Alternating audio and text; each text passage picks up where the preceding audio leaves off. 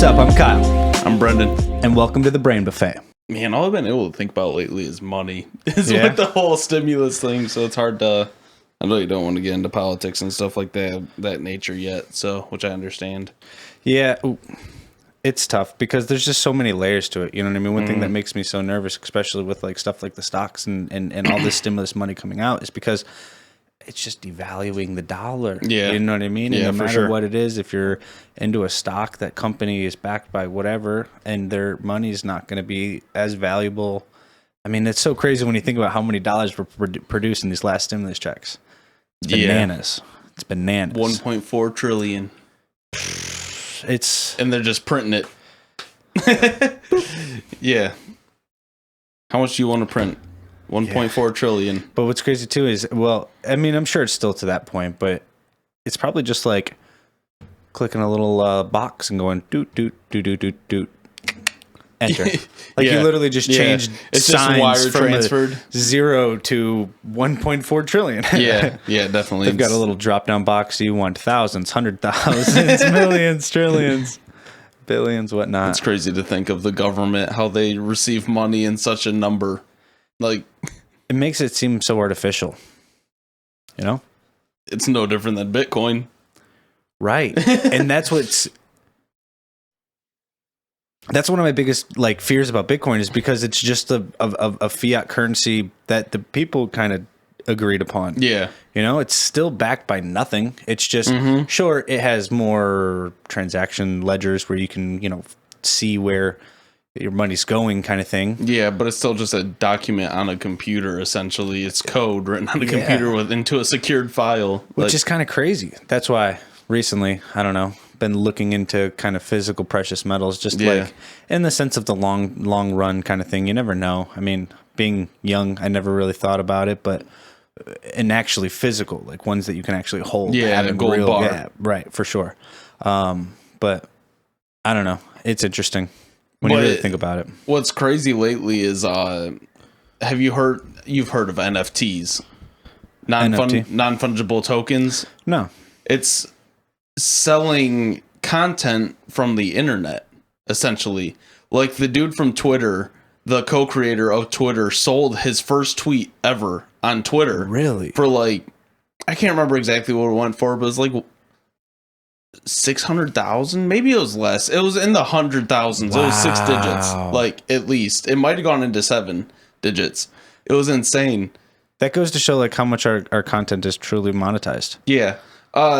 You kind of know about like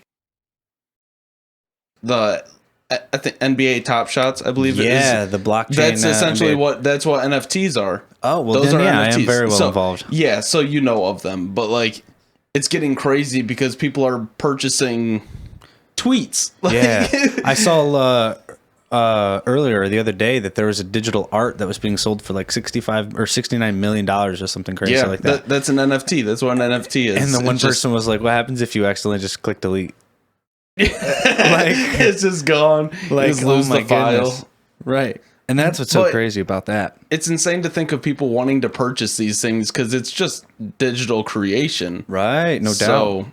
Well, and the one thing that I think, well, maybe not because it is a video creation, but it comes from a physical act as far as those NBA Top Shots, because they're kind of like moments of plays where like the digital art that truly is just like a created thing by some artist, and kind of put out there. But those NBA Top Shots, it's kind of like a moment, you know what I mean? Yeah. It's interesting, but it's still just a digital copy of the moment, which is odd.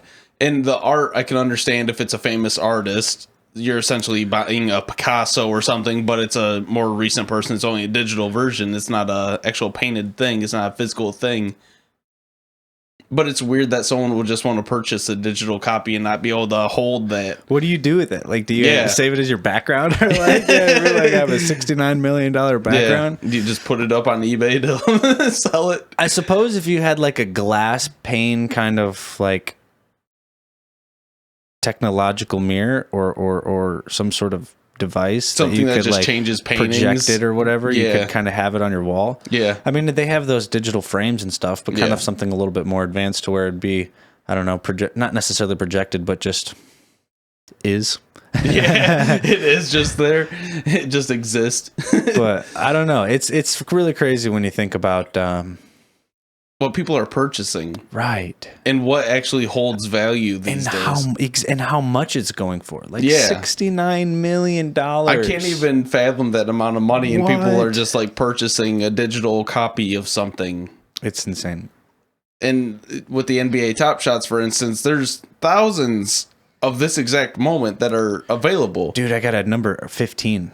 Yeah, real low from the All-Stars. Not to promote that or put that out there, but real crazy. Like on the low end, it was going for like $2,000. Yeah, that's insane. Nuts. Yeah, nuts. And it's only going to go up because a lot of NBA players and stuff are starting to get behind it and promote it a little bit, which is obviously just going to give it more exposure. Yeah, but I've been recently just hearing about NFTs, non-fungible tokens, and it's like, wow, that's wild. Obviously, I couldn't just go sell something. I couldn't go sell a Facebook post or something like that, or like just a random comment off YouTube I couldn't go sell, but like depending on who's willing to buy it. Yeah, exactly. And that's the thing. But people are buying it off of famous people. Like it's off of more well-renowned But really people. though, what is that? I mean, obviously that's somebody on the other end punching numbers or digits or touching their screen to put some words onto the display.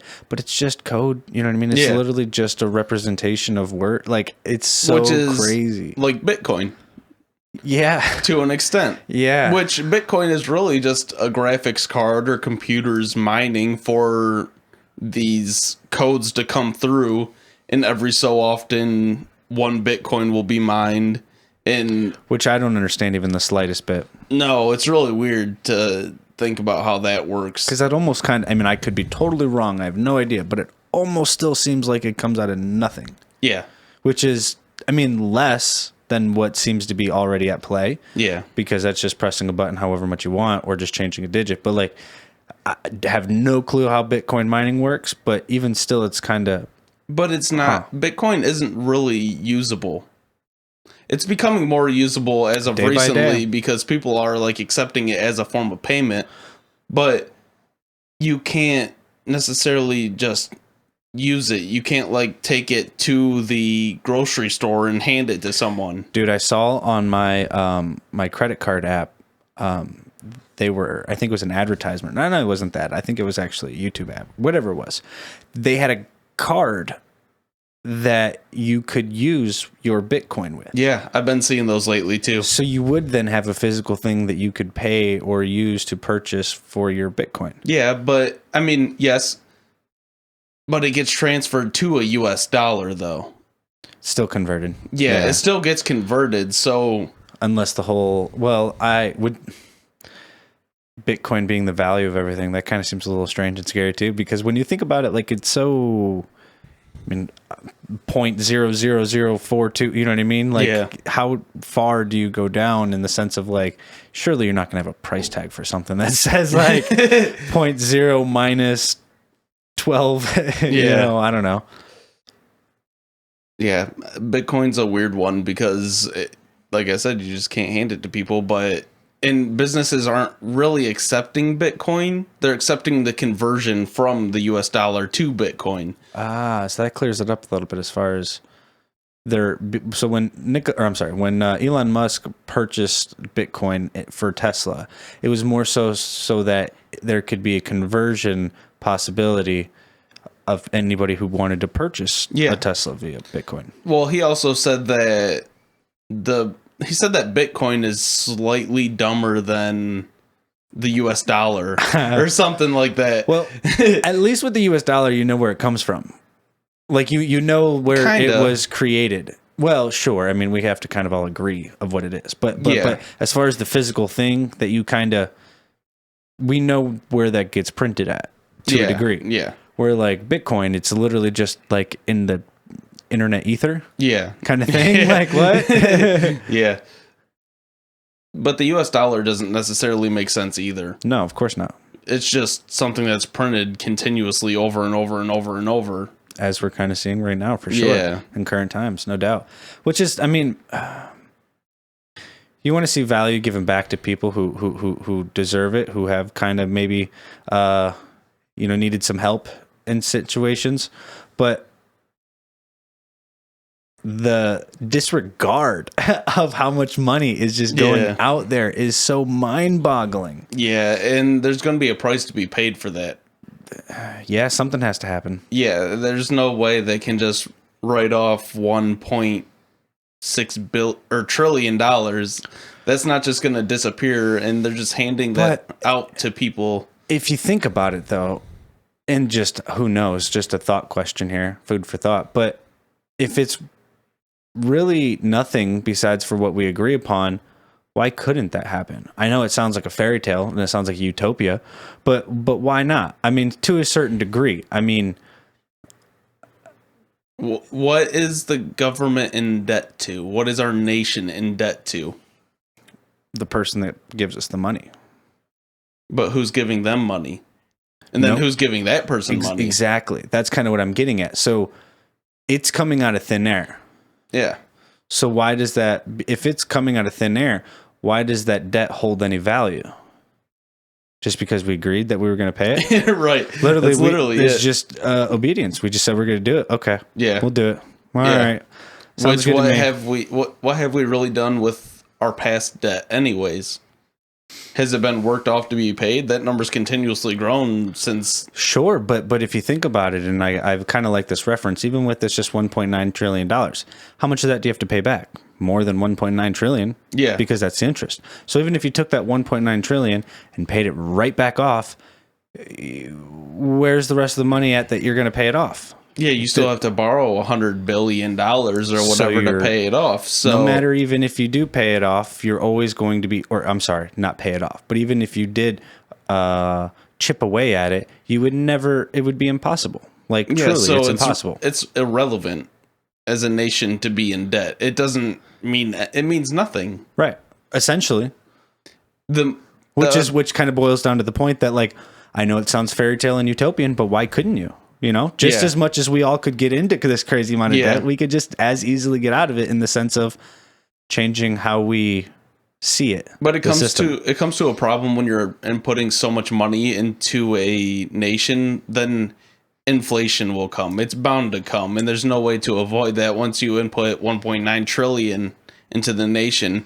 When everyone has $1,400 to spend that was just handed to them, there's going to be a huge demand for things. People are going to want to buy things. It's just it's just how it's going to work, because it's to stimulate the economy. So, but who gets stimulated in that? In the sense of the economy, big corporate businesses primarily. The biggest transfer of wealth. Yeah. I mean, think about it. Jeff Bezos had $100 billion quarter last year. The end of the fourth quarter. What? No business should be able to do that. But why though? Because everybody got these stimulus checks, and then what? They just filled up a giant Amazon cart and just boom. Yep. And the CEO of Walmart was practically begging for it, because every time that he's gotten a stimulus, I'm sure he's seen that bank account number just go boom, insane, just rocket off. It's crazy. I mean, but then there's such a demand for things that they can't keep things on the shelf. Well, and that's what's kind of getting weird too, is because you can go there, right? And not to get too deep into this, and we can even, not to derail it, but we can cut this out if you'd like. But who's being closed down? Who got closed down? Your Walmart stayed open. Did they close hours for sanitization? Sure. But who got to open the doors and still sell product? Right. Only these big places. All your small mom and pop shops couldn't make it. So they didn't even have an opportunity to get a taste of that stimulus money. No, not at all. And even the restaurants that might have potentially had an opportunity, they were still limited, which is ridiculous. Yeah, nobody was allowed to go sit down and eat for the longest time. No. Everyone was door dashing, but you can only door dash so fast. You can only Uber Eat so fast. For sure. You can't have the amount of drivers you would need to supply to everyone. Most people were just eating in because that was about the only option. So that's just supplying all of the big top dollar stores. Yeah, your big box stores, it's crazy. And it's one of those things that people don't really think about, because they're so engulfed in what they need to do, what bills they need to pay, what things that they can now get, you know what I mean? And they don't think about, like, who's really making out of this. Yeah, absolutely. And it goes to show, well, now it's a little easier because mom and pop shops are usually back open for the most part, but it goes to show that the ones that made it, people should stimulate the local economy. Yes. if you're getting the money, you should stimulate the local economy now rather than going to the big blockchains and stuff. Obviously, there's times where you can't necessarily help it. You have to, but you should try to stimulate the local economy. Certain things, such as like grocery stores, those are a little bit more difficult. But as far as restaurants, I kind of got a little bad habit for going out to eat. Just, I don't know. I'm an environment kind of person. And I always go to local restaurants. Always. I try to. I always try to. I mean, I want to know who my money's going to, you know? And because the big restaurants, they're fine without my money. Sure. I would rather someone be able to put their kid through high school rather than someone buy their third beach house. Yeah, exactly. It's crazy. But and where are those small grocery stores, you know? There's not many of them. No, they're very rare.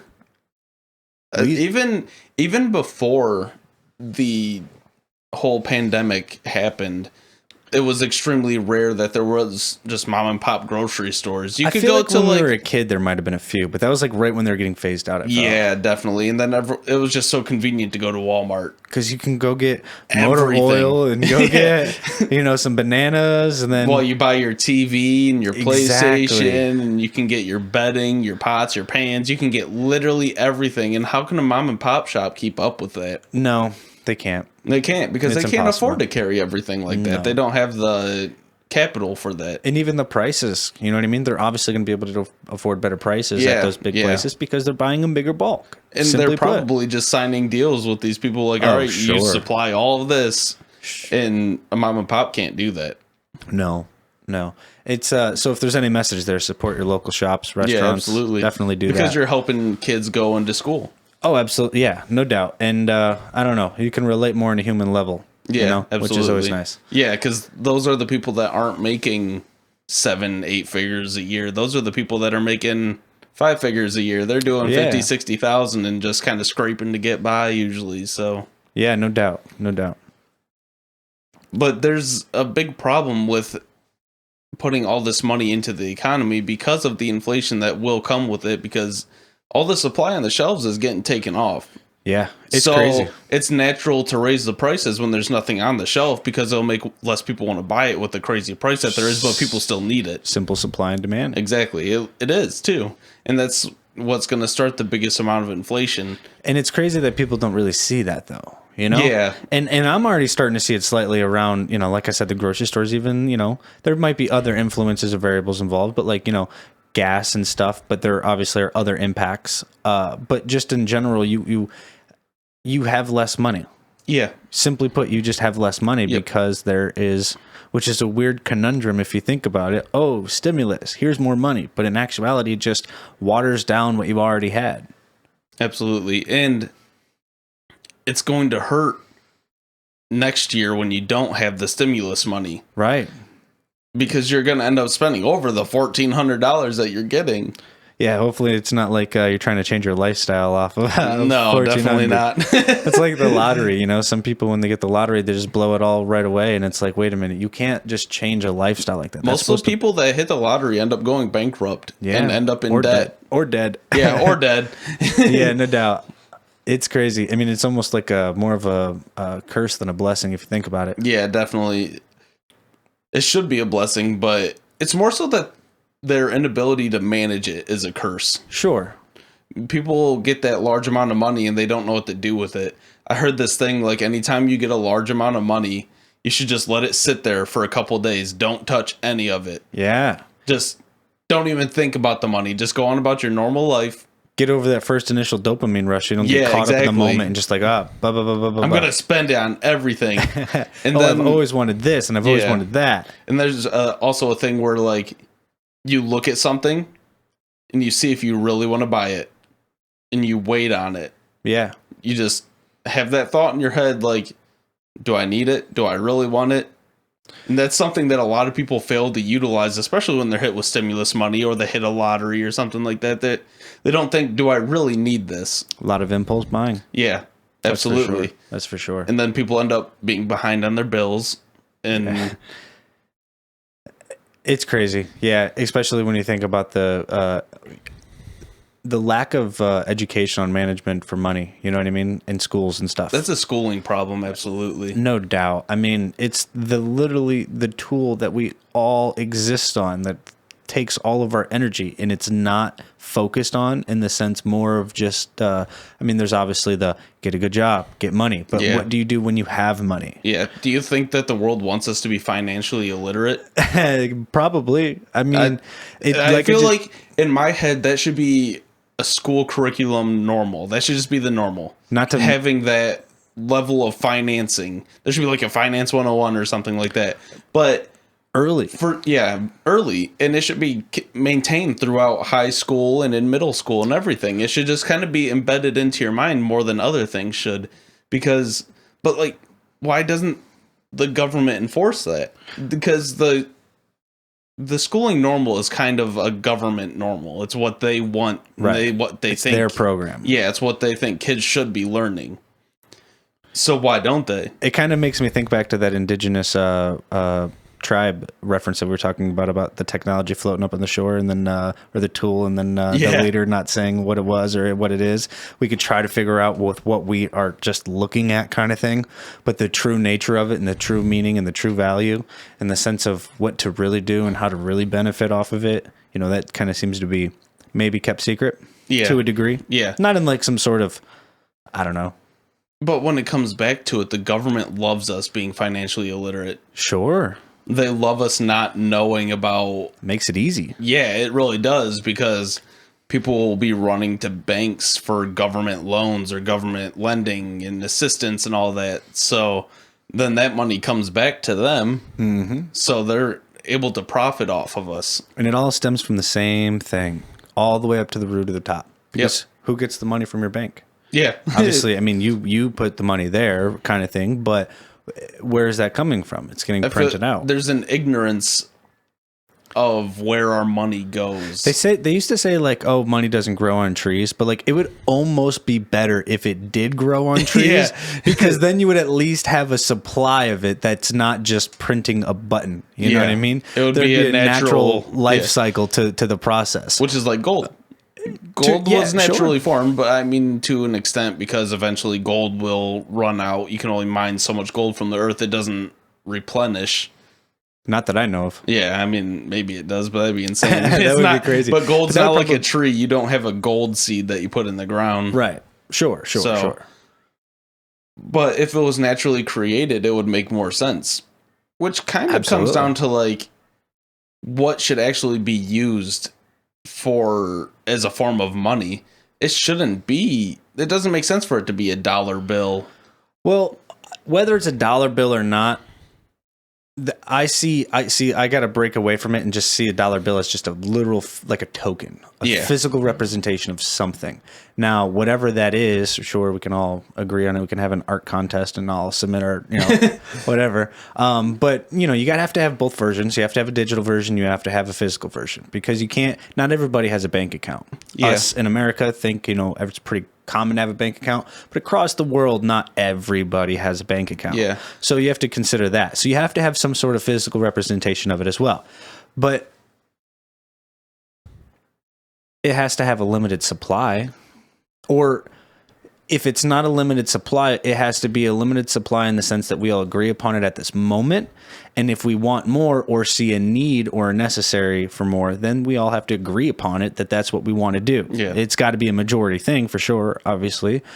And how do you get an accurate majority? You know what I mean? That's kind of a weird, not to get into any election idea, but I feel like or voting. I feel like the US dollar should be completely eliminated. Sure. The piece of paper? I think one of the absolute best things that could be for the longevity of humans in general would be working in trade. Majority, yeah. I feel like working in trade for things is the best way to go for a future. But so I absolutely agree. But I think in order to get there, you would have to get rid of all the debt, because you can't have survival has to be over. You just have to write off the debt. Sure. Just eliminate it from even your mind. Just be like, oh, it's not there anymore. It's irrelevant because who do you owe that to? Right. Who do you exactly. really owe that to? Nobody owns the world. Well, I think enough people have to wake up to that, and then we all have to agree on it. You know, not just you and I can decide that kind of thing. Yeah. Though we can help. But when you get to that point, then sure, you have to have some sort of version of it in a limited supply. So even if it's backed by gold, that what does that mean? That just means you have less dollars in your pocket, which just means that it's worth more. It has more value. So when you go buy and purchase something, I mean, we as kids, we used to hear about how our grandparents or our parents used to go to the store and buy something for a candy bar for like 5 cents or something like that. Well, that's the idea of it, is things would be cheaper because there's less of that. The value that is backed by is limited, so therefore you can't just kind of, it holds its price more stable. Yeah. You know? Yeah. Where when you print this money like this, I mean, the prices are going to fluctuate like crazy. Yeah, for sure. Which gold at the moment makes the most sense. The only thing scary about gold, I like gold a lot. But the only thing about gold is if something crazy happened in the sense of harvesting asteroid. If you can harvest an asteroid and get gold from an outer source, I don't know if this is true, if you can or not, I don't know. But this is the one flaw. If it gets to that point, well, now you have much more of an opportunity to water down that supply. Absolutely. So, but other than that, it's pretty safe. Yeah. Another issue with gold is, though, that eventually the Earth will be depleted of gold. But that's okay, though. Because then what that does, though, is the value just gets higher. And what I was kind of coming full circle with that idea is you would have to work less for survival, and therefore you can provide more trade opportunities for others. So you can then have a commodity of trade within a community. But if you still have to have certain things where people can go and buy things if they need to. I mean, maybe it gets phased out over time. Sure. Yeah. But that's not like a flip the switch kind of thing. Well, and the biggest problem, can't see it like that. One of the biggest problems is we live in a capital country, though. But that's okay, though, because that just kind of creates competition in the sense of quality. So, like, for instance, you would then have more money or more value, so you would either pay or expect something more of someone, or you'd have the ability to pay for whatever trade that is or whatever it is, or have some sort of...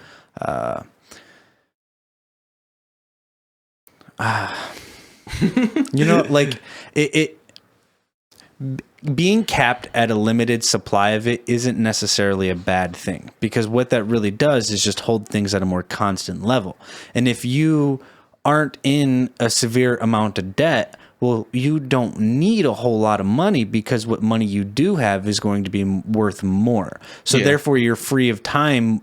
You'll have more free of time to give to others, to help out in your community, to find a trade, to specialize in something, to have something else to be able to put forth, because you're not going to, I mean, though you can if you want to, I mean, I hope it comes down to a choice, but you don't have to put in grueling 8, 12, 18 hours, however many crazy hours people work at times to survive, to pay your bills, to get that, you know what I mean?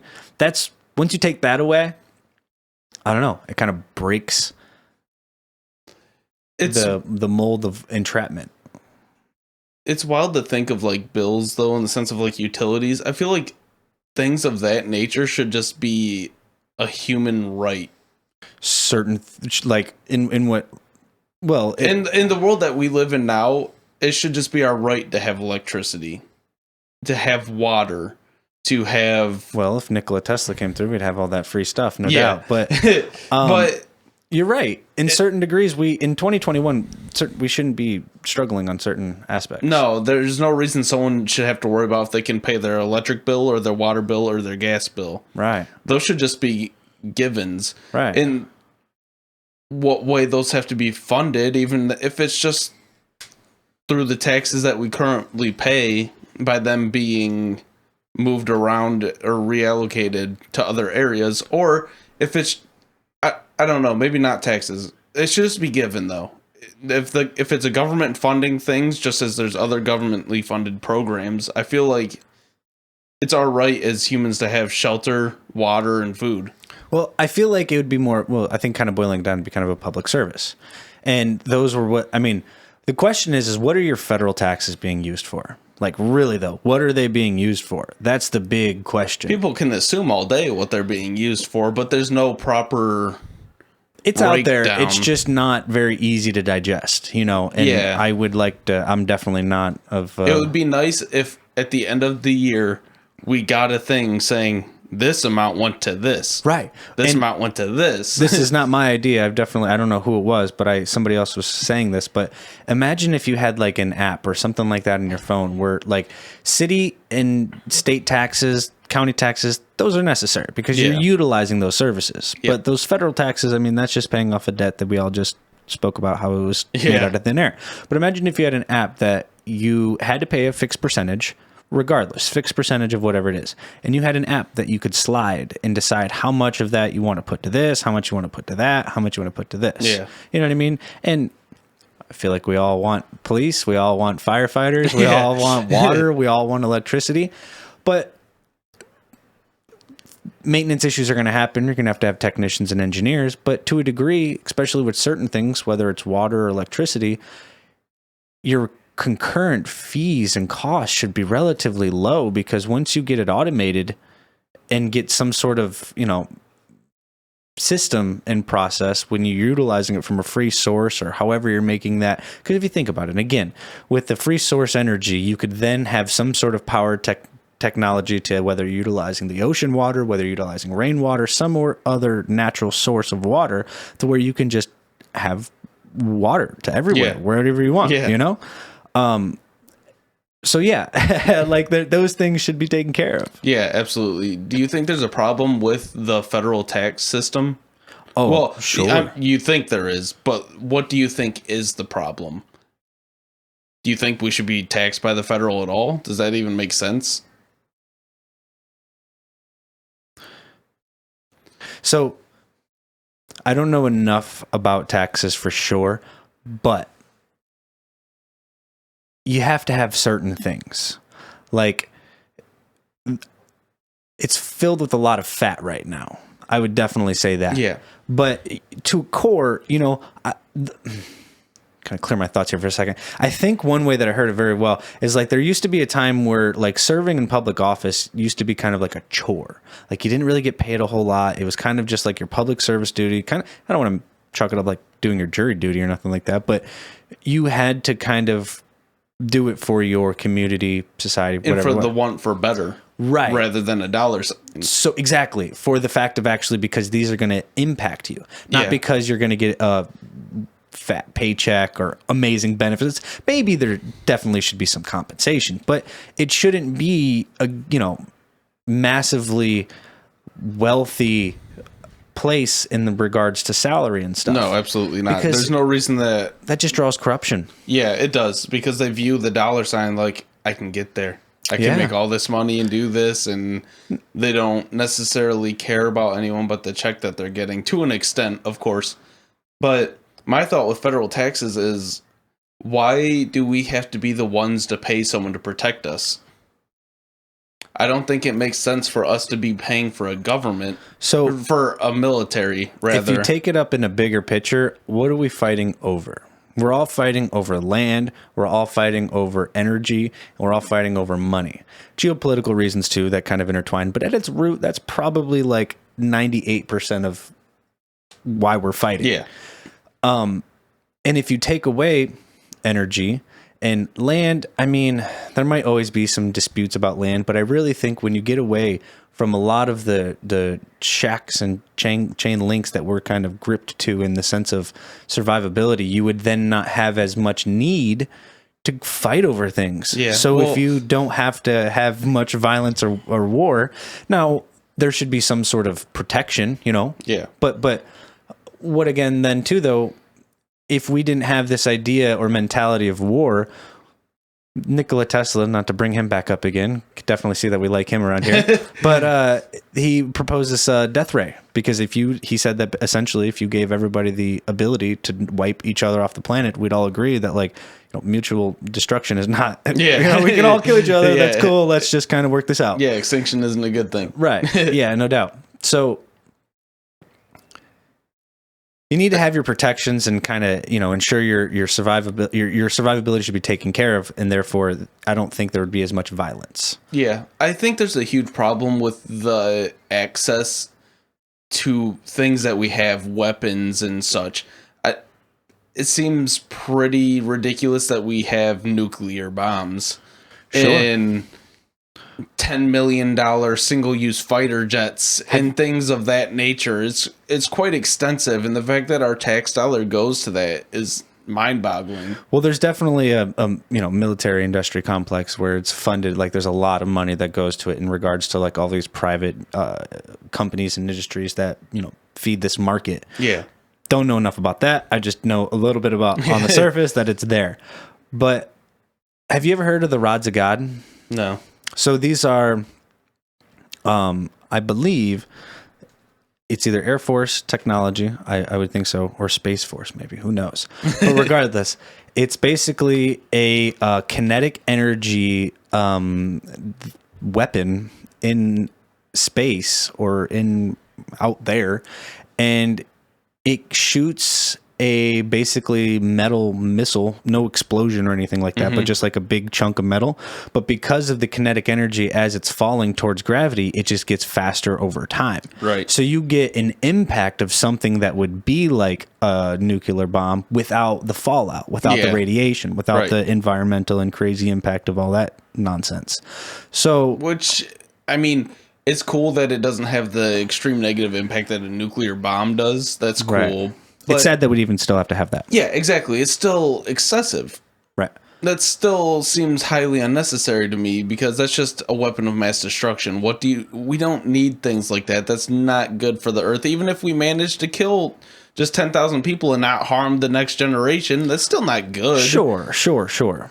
But the government funding for that's ridiculous. Definitely agree with you there. Sure, we may have one of the largest militaries. We seem like the safest country to live in, whatever, aside from our actual citizens at times. Yeah. But you mentioned the problem with land, though, as well. I think that comes down to a problem with countries having borders to them, thinking there's no freedom to roam. Well, it doesn't make sense for people to be locked in one area of the world in general, because a lot of that is just due to ease of information and communication. Because I get what you're saying there, and I think that has to do with a lot with our mentality and how we approach it. But if it was just which it is, the lines are imaginary. But if you didn't have any distinction between them, how do you truly communicate to somebody about where you were? What you experienced? You just be like, oh, I was in the mountains of over there. You know what I mean? Like, well, it's fair to still have like countries and having names for them, but I don't think it's fair to be cutting off areas from other areas entirely. And I'm not just speaking of America to Mexico. I'm speaking of like, I can't remember exactly who it was, but the holy wars that have been going on for however long. I think it's Jerusalem. There's a lot of There's been a war they've been fighting over the Holy Land for so many years, and that's coming down to fighting over land, which is ridiculous. But that actually stopped. Did it? Yeah, you're right though. That was going on for decades. Yeah, maybe even longer. I think it was centuries. Probably believe, true. But it's ridiculous to believe of fighting over land, which the Holy Land War, that was over religion. Sure, and a lot. You got to try to think about what information is being weaponized, whether it be a religion, whether it be, oil, whether it be land, whether it be, what is the true motivation behind it? That's really what you got to think about, the intention of the desire. And, I kind of boil it down to borders right now, I think are necessary. Well, that's because we live in this system that is not very protected. It's very, I don't know. There's a lot of violence going on. Now, I'm speaking on a general level. Yeah. You know what I mean? Obviously, my neighbor, whatever, I live around good people and, I associate with good people. But still, regardless, it's happening around in the world. Mm-hmm. Well, I think... So, let me come full circle with that, because if we didn't have that violence, if that violence was just kind of in society, you know what I mean? Because of all the survivability and the needs, I mean, a lot of it comes from the need to pay bills or whatever. When you have robberies, when you have all this stuff like that, murders, killings. I mean, not all of it. There's people with bad intentions, but if we didn't have that, borders wouldn't be necessary. Yeah. Or at least physical borders. So is that your belief of why we need borders, is for crime and such, primarily being able to control the crime to an extent? Definitely part of it, for sure. Okay, because, well, one of the biggest arguments that I see people not liking illegal immigrants to come in is because of taxes, because of working. They think they're stealing their jobs and, they're not going to pay into taxes and stuff, which I don't believe that's fair, because everyone should have an equal opportunity. Sure. Even if they're coming in from another country, there's no reason they shouldn't be allowed to come here and work. And the taxation part's ridiculous anyways, because nobody really wants to pay taxes. No, I totally agree. And I didn't necessarily mean it by that in that context. Yeah. Because if anything, it just helps America get more better. And that's not the best way to say that. But it helps America in the sense that what's that going to do? It's just going to help the GDP of companies, and they're going to be able to expand and do more. And, it's going to be a slow process, but it's definitely going to help. Should the process be kind of looked at and fixed? Maybe. I'm not saying that the process is the easiest or the best, but right now that's my idea with the borders, because I mean, you look at it either two ways. You either put a border up to keep people out, or you put a border up to keep people in. You know what I mean? Like when I put a fence around my yard, I do it to keep my dog inside the fence. Yeah. You know what I mean? And so I don't know. I don't view it as a fear of crime necessarily, because I feel like some of the worst crimes are already within our country as it is anyways. And a lot of the people that are trying to come into our country just want to work. They just want to have the same opportunities. Sure, there is the opportunity or the chance of crime. Even if it's 1%. Even if it's 1% of the people that are coming in that have crime or violence on the back of their mind or their intention, that's a lot, especially over time. And you're right, it's been here for a while because we didn't have a border. I mean, I'm not saying that's the entire reason. There's violent Americans out there. Yeah. There's people with bad intentions. But there should be a process. You know what I mean? Like if I was a bad person and I did a bunch of crimes, I wouldn't expect to be able to go to another country and then just let me in and just be like, open doors. Hey, how's it going? Yeah. But I think the process of getting into a country to reside there and work there is absolutely ridiculous. Sure. I don't fully know the process, but from everything I've heard, I mean, if people are sneaking into a country to try and go work illegally, according to the country, it's clearly way too hard to be getting in, especially if they're well-meaning people and they don't have a previous criminal record and they just want to come work. From my understanding, it takes years, potentially years. Yeah. And it's not that people want to come take anyone's job. Nobody's trying to take anyone's job. So they're trying to take jobs that people want to do. Or don't want to do, rather. Let's work on that a little bit in the sense of, why are they coming here? Because of jobs and money and opportunity, right? Absolutely. What can we, not necessarily playing, some sort of daddy kind of thing, but what needs to take place in order for the places that they come from to be able to provide opportunity and a chance to where they don't need to leave or go somewhere? You know what I mean? Instead of, there should be, and I don't know if there is or isn't, but why isn't there obvious efforts to kind of fix or allow some of these places? And again, I'm not saying that we have to go, or not us specifically, or even America, but the problem of people of immigration is the place that they're coming from. Yeah, absolutely. I agree. It's not, I mean, if anything, it's the biggest promoting and marketing ad that United States could ever have. Like, we're so good, people want to come in. Like they're climbing over walls to come in here, kind of thing. Which, I mean, America kind of does play off of that to an extent. They kind of show like America is great and it's the land of opportunity and stuff like that. That's how it's kind of always been worded. It's kind of been worded that through our entire childhood. Through well, I think that's schooling. partly because we're like the free world. You know what I mean? Yeah. We have freedom here, where not the rest of the world has true freedoms. And people like to think of like this whole idea of like, oh, it's so great over here. I mean, I know other countries have freedoms. I'm not saying that to that degree. But they're also a lot more governed. Sure. Which is one of the biggest anciently problems. governed too. Like if you think about it, like whether it's China or Russia or, you know, Germany or, you know, even some of these European, London and stuff like that, Italy, like the history of those countries are so much, or especially Africa, you know, the history of those are so much more vast, where like America's like the baby, you know what I mean? 1776. I mean, that's to our knowledge though. We kind of destroyed a lot of what the past, for what we know. Yeah, it's for what we know, because for all we know, in 1776, when they came here and they claimed this land, they could have destroyed a bunch of the past things that happened just by us not wanting us to know the history and what truly was happening. Potentially. Or maybe the other civil, and just a hypothetical, maybe the other civilization just didn't do the best of keeping their literature. Yeah.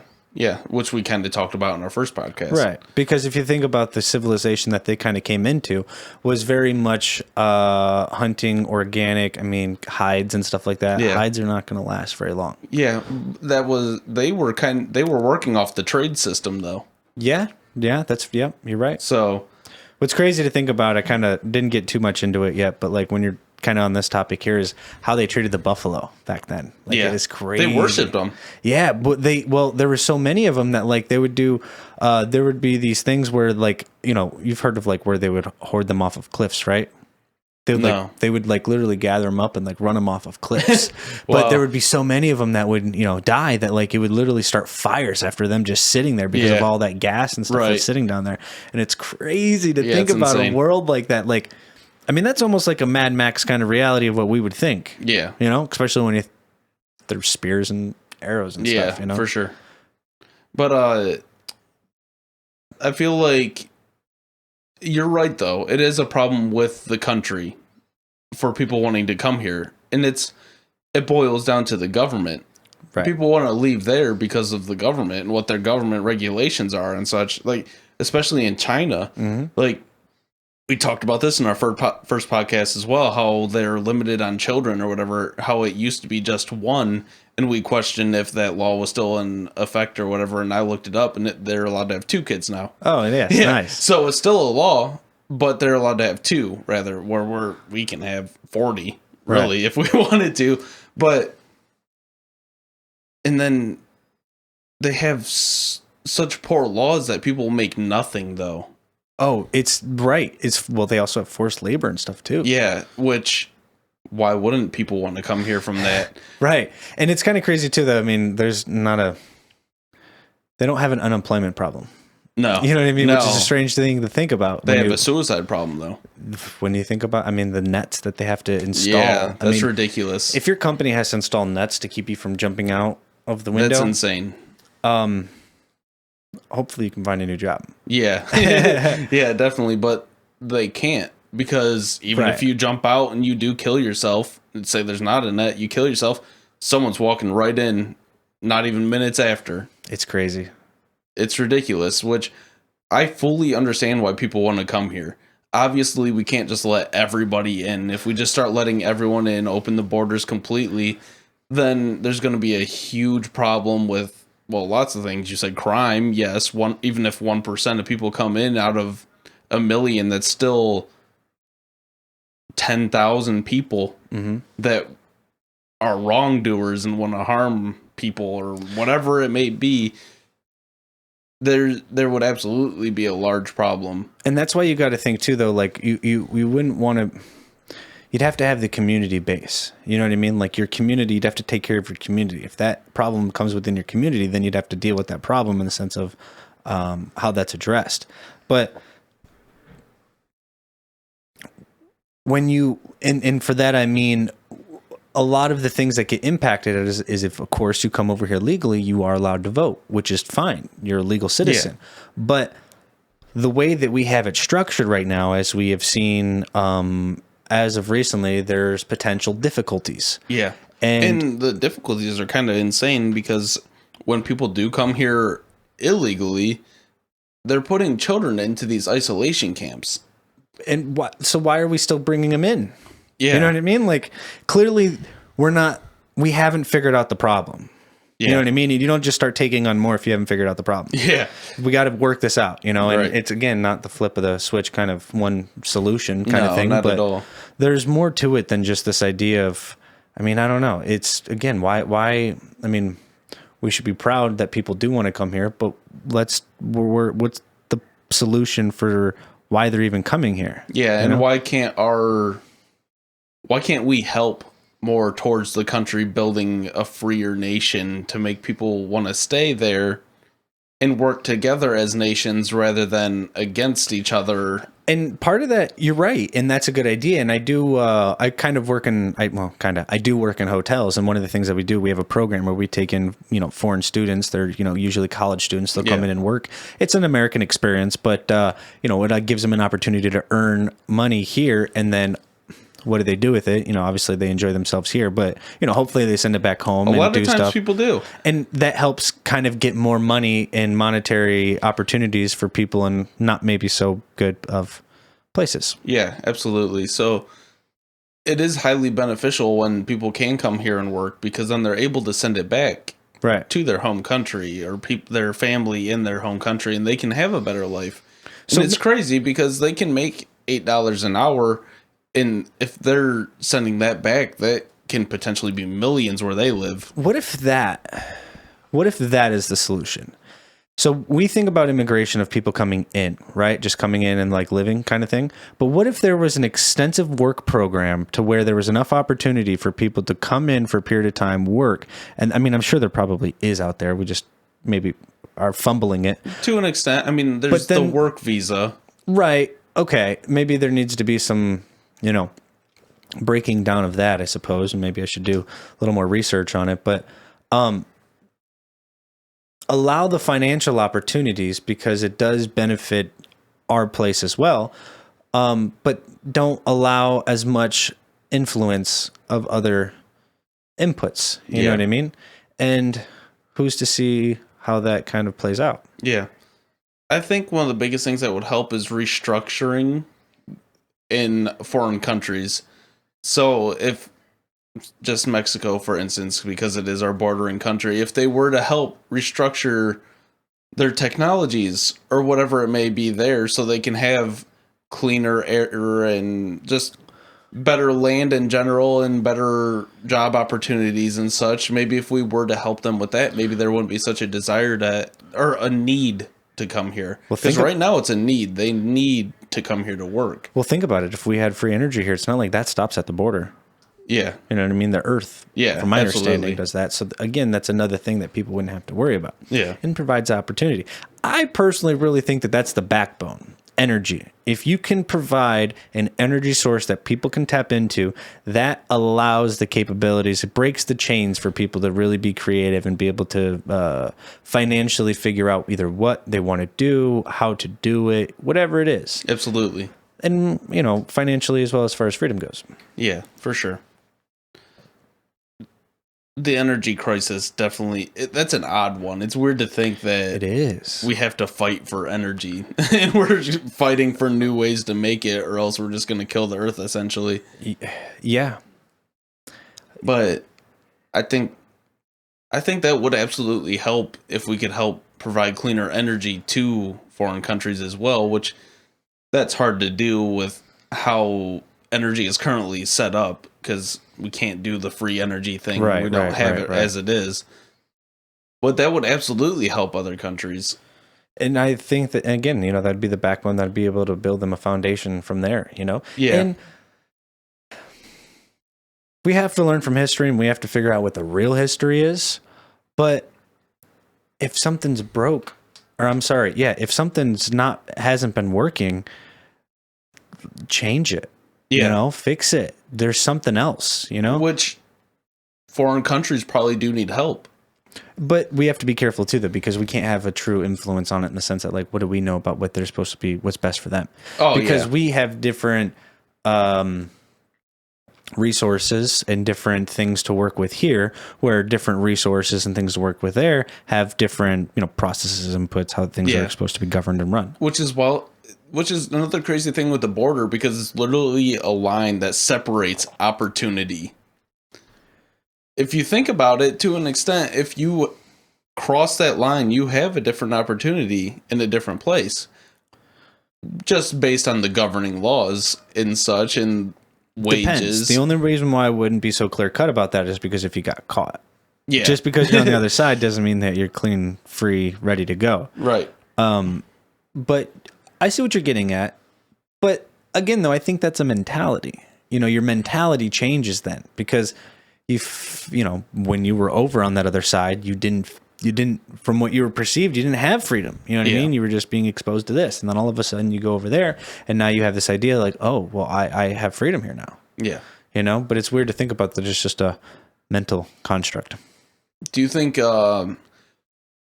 there would be a problem if all illegal immigrants were to go back to wherever their home country? Sure. I think there would be an extreme problem with many things. Which is part of the reason why are we putting more people in that situation? Yeah. But if we were to send back everyone that is an illegal immigrant, there would be an extreme shortage for trades, for employees in trades. There would be an extreme shortage for people in like farming and things of that nature, and just like odds and end jobs that people just genuinely don't want to do. Well, as we get free energy, technology will change, and you might not need all of those jobs, which again kind of sounds, scary, we're not going to have jobs kind of thing. But again, though, the financial system will be different, or hopefully if that energy source were to become free, because you're not going to have, grueling work like that. Because you're going to be able to have more innovation. Who's to say that there's not already machines out there that can kind of do it? It's just cheaper. Yeah, to an extent. Sure. But I've worked in trades for so long, it's hard to imagine a robot, for instance, taking over my job. Not so much a robot. And I don't mean it as far as, construction, well, even to some degree, certain construction aspects. The whole process still needs to happen, but certain aspects of it can be potentially automized. Sure. And the big thing there is, of course, then we're thinking financial setbacks for people, right? But that would you could only do that is if there was a financial freedom from being, having that energy. So it kind of works together. I think one of the easiest things to automate would be more so like retail type jobs, though, rather than construction and such. But like bricklaying, you could automate bricklaying as far as like roads. Actually, and stuff. I seen a video the other day where they made like a robot even type like thing. even like trees. Do it. I've seen things where like trees, they'd be like hugged, and then like kind of big like blades come down and cut the roots, and then they just like pull it out. Yep. Okay, so then pull it out and put it in something to cut it up in pieces or whatever, and then boom. But so what does that mean then? And I don't know. Actually, as I was saying this, it would be interesting. What if you did like a service term?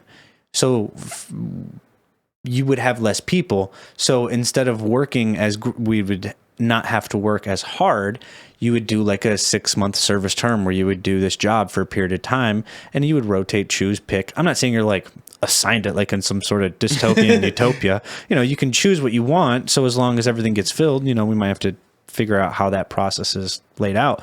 But then you would have a lot of free time to help others, do other things. Yeah.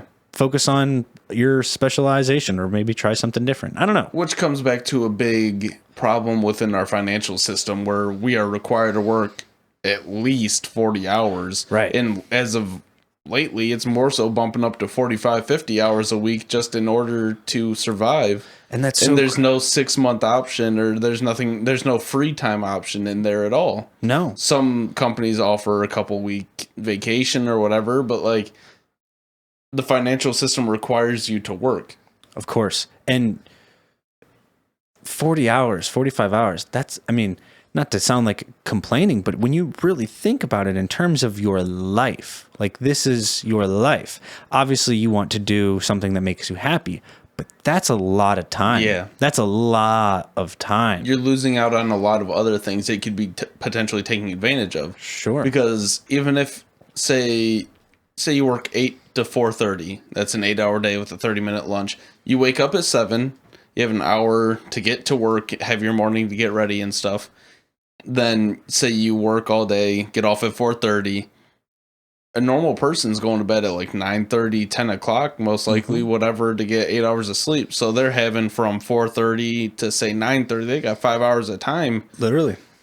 To take care of everything. You have less time in your evening than you do in your during your work day. If you get 8 hours of sleep, 6 to 8 hours of sleep, I always look at it as like, what are you going to do with your 4 to 5 hours?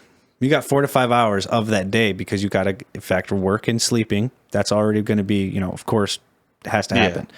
So what are you going to do with the remainder of that time? Because that's very limited. And just as surviving to begin with kind of takes up a lot of it. Yeah.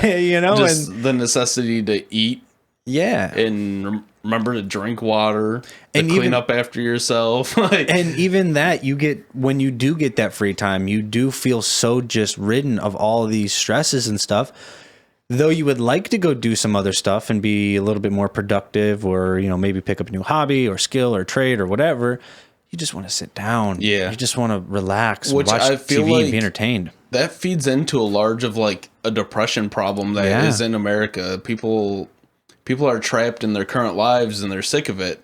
They're sick of the 40-hour work week. They're sick of only having these handful of free hours. They're sick of things not getting done because they want to relax. A lot of people are due for a routine change. Yeah, absolutely. Sure. And it seems ridiculous that we have to work X amount of hours to survive. To pay off a debt that is made out of thin air. Yeah, exactly. And which comes back to what I said earlier to an extent, with where shelter, energy, water should just be given. That should just be a thing. And what are we realistically working for in life? We're working for shelter. That's the biggest expense out of anyone's life. Yeah. That's like a third of all of your money. Shelter and transportation. Shelter and transportation, yeah. Then food as well. Sure. But that's energy. Yeah. But between those three things, that's essentially what we're working for. Obviously, there's food, water, utilities and stuff. But why do we have to work so hard just to have a place over our head? It's crazy. It really is. And there's, I don't know enough about construction to say that, there's better technologies out there, but I could only imagine that there could be. But there has to be a more efficient way to go about it. And why can't, not to belittle the trade or the expertise of it, but why is it so difficult for like a normal person to build their own house? Like I'm not going to try and paint it in some sort of big old, building block like Lego kind of thing, but there should be an easier way to build shelter in a way than this intricate design. Not that I want to diminish or disappreciate, the house or whatever, but something to think about. Like, why not? How? There will always be a need for someone to build. Sure. A supervisor or even just someone to lead charge. But and again, I probably don't know enough about architecture and construction to begin with. I understand what you're saying. A lot of that comes down to building code, which is to an extent necessary. But as far as regulations for safety and stuff. Yeah. But so your house doesn't fall down on you. Well, so one of the hotels that I managed, they used this thing called ICF block when it was built. And it literally was like styrofoam building blocks where they filled concrete in between like the holes. And it was crazy. That's essentially putting Legos together. Really though, I saw them put these styrofoam blocks on there and they hit it with a hammer and boom, onto the next. Boom, onto the next. And it helps with noise cancellation and stuff like that. So I guess I kind of answered my question earlier that there is technology that's changing. But that's still, I don't think it'll ever become so easy that just your average person can go do it. I don't know if it'll ever get to that point. I'm not saying like a DIY. Yeah. I'm talking about like you still have a crew, you still have to get stuff done. Right. But to be able to be more involved, and I've never built a house before, maybe there is an option for that, but it seems much more complex, which maybe it has to be. Yeah, but there is always going to be a need for builders and stuff because they're going to have to build the houses, whatever, and they should be compensated because they do work hard. Sure. They learn their trade, whatever, but the cost is absolutely ridiculous. That is true too. And that's one thing that I've noticed recently with all this stimulus and this inflation that's going on. Lumber is insane. Yeah. It's gone tripled. Up so much. It's nearly tripled in price since the beginning of 2020. It's absolutely insane. Which that was a large shortage of things because of plants shutting down and all of that. So it's not necessarily just inflation, but that does play into it to an extent. There's a bigger. It's the multiple things that play into it. Right. But that's just what made me think about it. Yeah, absolutely. But there's a ridiculous number on houses. $140,000. That's crazy. Yeah. Just to live in a house, just to be able to sleep somewhere, just to make sure rain isn't hitting you. And so I guess I want to figure out this question in the sense of, is it the dollar amount that's so crazy about it? Or is it how much time it takes and energy to get? It's the time. Yeah. It's the amount of time. It's the time that you're dedicating out of your day, because the money realistically doesn't mean anything. When you convert your time. Well, it's just a representation of energy, meaning like I put in an 8-hour work day and I get money back for that. So my energy that I output, that's my energy input. Yeah. So say you're putting a third of your money towards a house, then you convert that to your life. You're giving a third of your life to this house. Yeah, that's okay. Yeah, no, that's kind of ridiculous to think of, that you literally have to sacrifice a third of your life just to have scary somewhere to sleep. Then another third of it is food, utilities, transportation. Say that's another third, so there goes 2/3 of your life. Mm-hmm. Then the last third goes to like trying to buy something you kind of enjoy. Yeah, miscellaneous stuff. Yeah. And other, trinkets. Trying to make yourself not depressed by impulse buying. Yeah, so true. Yeah, it's interesting when you think about it. It really is. And I don't think that comes down to being a problem with builders or contractors or construction or trades. I think that comes down to a big problem within the capital country that we live in.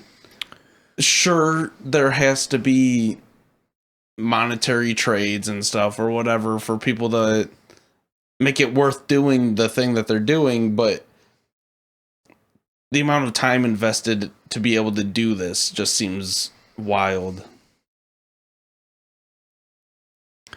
There definitely needs to be an incentive, though, and I think that's what capitalism truly provides, is in the idea that if you give people, it's people's like voice. If you provide a good product, people are going to buy your product. Yeah. And that's what's so beautiful about it, is because there's a purity to that idea. Can it be manipulated? Is it perfect? No. And I think that is part of the system that we're in. But at its core, though, it weeds out all bad actors, kind of thing. To an extent. If somebody's not good, and nobody goes there, well, they're not going to last. Or people are going there just because it's the only option that they have, regardless of how awful it is. That would be sure. And I think that's more so because the wound has been left to fester. Yeah. What's the solution to that? I don't know. But I think the one biggest benefit, though, of living in the capital country is that it gives people something to strive towards. Sure. People are wired for achievement, for reward. It gives them not a false sense, it gives them a sense of hope. Which, I mean, can the average person achieve what Walmart ever has? No. Realistically, no. Is there something stopping that? Not necessarily. But that's not the goal, though. Because you got to think about it. Of course, there's not going to be another thing that's going to be as big as Walmart, because then it would just be another version of it. You know what I mean? Yeah. And when you break away from that bigger idea and mentality, kind of like a micro and macro aspect of it. Yeah. We need to be much more micro oriented and just accept the idea that if we're micro focused and just get this place, those that are there to be the best that it can, well, then everybody can focus on their own place and get it as well as possible. And then it's just going to create over time better places overall, you know? And it's easier to focus on one problem than to look at it as one giant big puzzle that needs to be put together. Cause that's just like, whoa. I think one of the greatest things that could potentially happen though is eliminating the large businesses like that though. It's ridiculous that is where the largest amount of wealth is going towards within our country. And I think, and I'm not an expert in this for sure, but there is a big incentive for it. So it needs to be worked out and adjusted, no doubt, but there should be more incentive for a smaller business. And I think that would come from a very community based society. You would be more inclined to go to smaller shops and stuff. And how big that community is, I mean, that's up for the area to decide. You know what I mean? There's no rule of thumb. It's not like, definitely don't want to paint this picture where you're going to have like, you know, 100 by 100 square foot, just a bunch of different sections, like region zones, whatever. No, definitely not. But what, I mean, okay, so going off of that, why not? So say you took a big Walmart store, and why not break it into small sections of mom and pop shops so you can still go to one place and get everything? So it would basically be like a plaza. It'd be like a small business plaza where you could have an auto shop, you could have a laundry shop or whatever, a clothes shop, or, you know, electronic. You still have all of your sections. You would still have your grocery. You'd still have the electronic section. You would still have your hair salon. I believe that's essentially what your quote unquote downtown is supposed to be. Yeah. Yeah. So maybe the idea is there to begin with, but I think that comes down, I mean, that's a lot of lack of support within a local community. And I think that comes with the incentives of being a big business, all those tax breaks and tax, and, you know, that whole idea there. Which is kind of ridiculous that a large business can go through their entire year and they can make $500 million, just a random number. It's probably higher, but they can write everything off. Yeah. And not have to pay anything in. Yeah. Isn't that absolutely ridiculous? Totally. But then again, that even stemming up from that, okay, so who are they paying it to? The IRS. Well, they're a private company too. Yeah. What is this? Yeah. You know what I mean? And I'm not a tax advisor. I'm definitely not telling people not to pay their taxes. But think about it. Yeah. It's crazy. It's wild though that we do file our taxes yearly, but we still have to file them we don't file them yearly. We pay them yearly, but we still have to file them. No, we pay them every paycheck and we file them yearly. Yeah. Yeah. So why do we have to file our taxes? That seems quite ridiculous. Just so the government can make sure of what we're doing. Yeah, checking up on you. Yeah, it's literally it. You owe us any money? Yeah, exactly. That's what it is. And I think that's one of the biggest harmful things towards small businesses. For instance, small businesses can get absolutely demolished just based on that if they don't write enough things off. And it can be hard if you're a single person that owns a business and you're trying to just make it through the year and you're just only working that company and you don't have a second job. I really think that the three-headed monster right there, debt, energy, and taxes, that would be the barrier that if everybody understood those in the sense of being able to provide, what could change from there, I think, is beyond even imagination, because that is the barrier that allows. I don't want to use like no singularity or nothing like that, but you know what I mean though, because those are the things that everybody stresses and strives about. Yeah, for sure. There's definitely a problem with taxes. It's not harmful to a country, but it's harmful towards individuals. It's too complicated, and that's the problem. Why is it so complicated? Boiling it down, chipping in for the betterment of all. Okay. I feel like a lot of people can agree on that. But when you get like into these extreme and extensive like legal laws and like little like loopholes and this and that, like it starts to get ridiculous to where it becomes a game. Yeah. And that's where it's not. And that's what I was kind of thinking about. Like, not me, but when somebody mentioned that idea of like having that slider app, it's smart. Yeah, because then you know where it's going, how much you're paying or whatever, and you get to choose what you want to be better, If that would almost be set up more like donations rather. Isn't that what it is? Yeah, taxes are donations. We're agreeing to donate our money to you because you owe a lot of money. Which is us also donating our time. Right, and our energy. Which is ridiculous. If you pay in $5,000 worth of taxes, if you make $20 hour and then you work 40 hours, that's 800. So you just donated what? 5 weeks of your time? Yeah. Yeah, no, for real. One of the favorite sayings I've ever heard was, you're a free range human on a tax farm.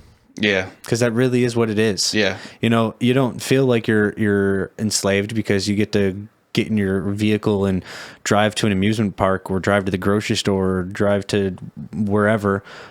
But your energy, your actual being is what is being taken. Yeah.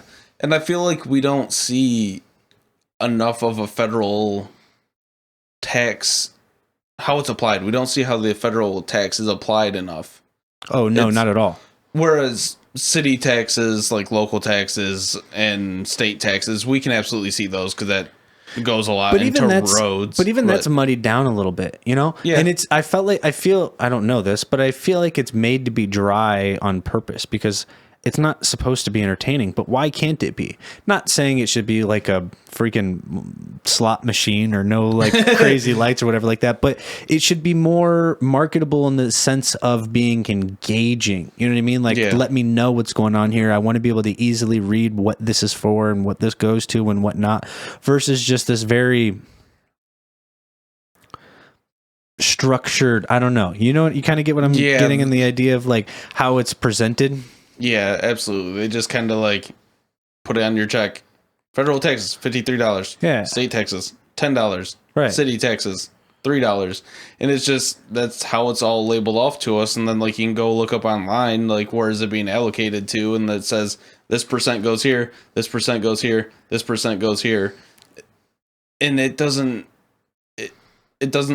entertain anyone. It doesn't. No. And it's not an option. There's no reward to it either. No. That's the biggest thing, is it like rips the reward sensation from it. Because if somebody, and I thoroughly believe this, if especially in a community based, if we all agreed upon whatever it was and we all put our money towards that thing and then we actually saw that thing come into existence in reality, wow. That's we did that, guys. Yeah. Like that's really cool. Versus just like, put it in a giant pool of money and then it just happens. Yeah. All the stuff just I feel like another large problem though with taxes is the amount of times we get taxed. In the sense of we get taxed on our dollar every single time. Like, so when it always dwindles because everything you do purchase is always being taxed. Yeah, exactly. So you get your income taxes straight out of your check. You go cash it and put it into the bank. Sometimes places even charge you to cash it depending where you go, but then you go to the grocery store, they charge you a sales tax. Mm-hmm. That's ridiculous. Well, I read something, and I'm not too sure, I don't know enough about this, but it is a very interesting concept of this Nisara Jasara. It's like a national economic security resource. I forget what the A is. But regardless, it essentially rids of the IRS and the federal tax system, so like the income taxes. Because why are you getting income tax? Why are you getting taxed on your energy that you're putting out there, that you're making? You know, but there would be a sales tax. Sales tax would still be there because, okay, I agree that if I'm going to purchase something, I'm agreeing that you can, you know, this should go towards the community. Portion of this should go towards the community, and that should be a local tax that should go to your local area, city, state. Yeah, that's it. Yep. Well, maybe county too, you know, however you want to go about that. But you're right. And that's just your sales tax. Maybe it's up a little more, 12, 16. I don't remember what it actually said. But I was like, wow, that makes sense. Yeah, for sure. Because right now it's ridiculous. Why does that have to trickle down to the retail person? Whereas we'll get income taxed and then we have to go in and we get the sales tax. I think if anything, that sales tax should go on the businesses side rather than in the sense that they... Well, and I think part of that is, and I don't know enough about taxes, but then that has to trickle down too. So then the employees getting taxed. Or the price would rise. There would be some sort of... I feel like you're right in the way of saying it should... There's no... Because there's consent involved. Yeah. I'm agreeing to do this, which it boils down to a choice. If you don't want to pay the sales tax on that product, don't buy it. Yeah, exactly. Yeah, for sure. And even if sales tax were to rise, but we were to get our full checks and no income tax, it would be fine. Because like you said, it's still a consent thing. It's, right. Nobody's forcing us, holding a gun to our head to buy something. Or even worse, forcing you to survive to live, and then you doing that thing to survive to live, and then taking a piece of that thing you had to do to survive to live. Yeah. Literally. Right. Like, you know what I mean? Like, that's insanity. Yeah. We're all slaves. Yeah. We just don't have chains on. You know, we have digital chains. That's what they've become. Yeah. You know? And there's good and bad. You know, it's definitely got manipulated. I like that word, being manipulated, because it's easily to manipulate, especially on the digital side of it. But they're super useful, but they're super enslaving also. Yeah, absolutely. It's hard to complain too much because realistically our quality of life is pretty good. Yes. So we can't sit here and be like... Super blessed. Yeah, we are. But we can't... But there's no reason it can't be better, though. Sure. Well, and I think that's a human instinct. You always want better. You're striving for something more. At least I hope, because anybody who just settles for what is, I mean, come on. Like, what do you mean? There's always something better. There's always something to do. But you're right. You can't... I definitely don't want to come off as if we're complaining about how things are so horrible, because it's not. I think there just needs to be an understanding of why and or how this whole thing works. Because I heard something too, as like something if you had like $10 in your pocket or something, that you're like part of like the richest 90% of people that have ever lived. Yeah. Which, or if you're $0 in debt, you have no debt at all, that you're extremely high above most people. Yeah. You're way above even the if you national don't even average. have a dollar. Yeah. Yeah. You could literally be at zero and you're doing better than most people. That's ridiculous. It is kind of crazy. It doesn't take much to be wealthy, I guess. No, it's, to be honest, it's a mentality. Yeah, it is. Because if you, and this is kind of a little bit of an idea we mentioned in our second podcast, and as far as what your frequency and what you put out. But if you live your life as if you're poor, you're obviously going to be poor. Yeah. Like, why would that change? Yeah. Wealth is a mindset, not even just in the sense of money. Sure. Right. Because wealth is not necessarily just a dollar amount. No. If you're broke and happy, you're doing better than the person that's rich and miserable. Sure. So I don't think there's necessarily a monetary value to happiness. Well, no. Wealth can kind of be broken down to like healthy, happy, emotional setting. I mean, it can have a value to it to be in security sense, but that still comes from this mindset of having to survive. If survival was taken care of, security would just be, hey, don't violate me, or don't, there'd be a violence thing, and that'd be about it. Which survival should just be taken care of. It should be every human's right, not just in America. It should everybody's. Sure. Nobody should ever wonder where they're sleeping at night. That should never be a problem. Everyone should contribute. I don't think there should just be people like sitting off on the sidelines expecting handouts and everything. No. But they should still have the right to have shelter. And if, say, one person maybe has lesser shelter, but they're still given the normal things that they're meant to have, then okay. So